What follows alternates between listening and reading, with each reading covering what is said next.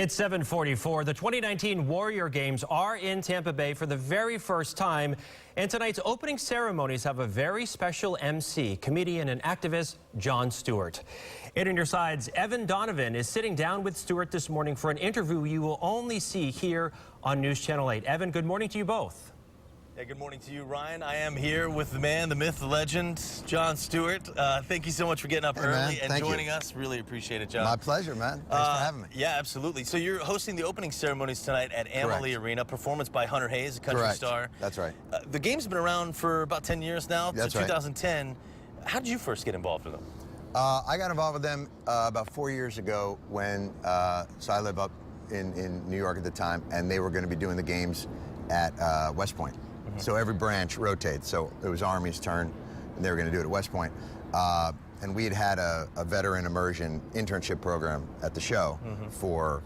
oh, I didn't realize that. That's great. Oh, yeah, no, we set up this... It was actually a really nice program. We'd get like 20 vets that were interested in being in the television business, and they'd come in for... We had semesters. So they'd immerse themselves for about a week, and then each week after that, you meet with like a different... area of the show, whether it be production or writing or control room, that sort of thing. Then we do a career fair afterwards. And the guy who had helped us with that asked me, "You want to run up there and host the games?" I'd never heard of it before. And I went up and I did it, and I was blown away by the level of competition, by the resilience of these athletes. It was incredibly inspirational. I brought my son with me, and on the way home I was thinking, you know, it was great, but it was the athletes, it was caregivers, it was some of their families. And I kept saying to my son, like, I can't understand why ESPN's not all over this. Like, this is amazing. He goes, "Oh yeah, if only you knew someone there and you could call them." and I was like, "Oh yeah."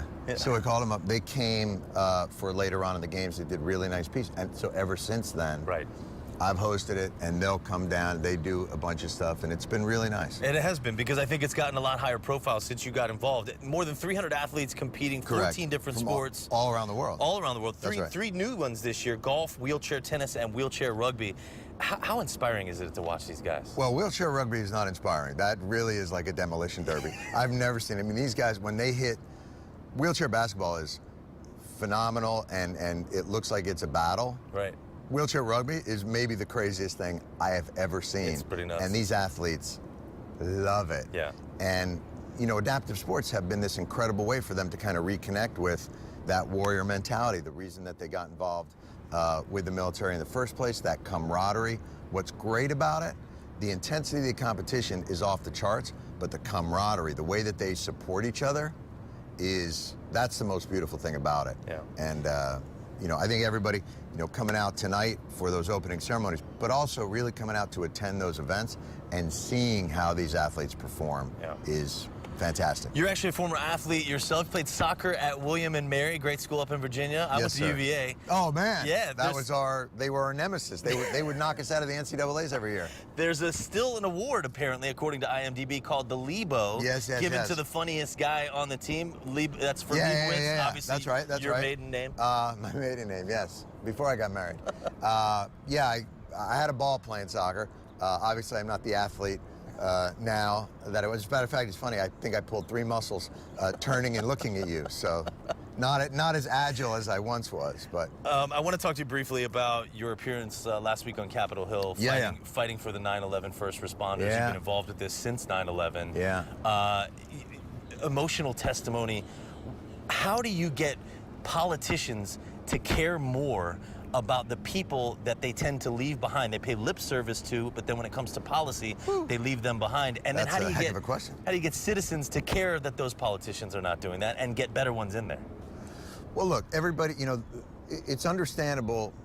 Everybody's got busy lives, and they're worried about trying to just do their own thing and get by. But there's certain moments that can crystallize how our politics have made it so that our policy and our programs don't function properly. It's just, I was always of the mindset that, like, bureaucracy, but I think the more I've been involved with it, the more I've learned that the bureaucracy actually doesn't function so terribly, but they're not given the proper direction and resources from our politics.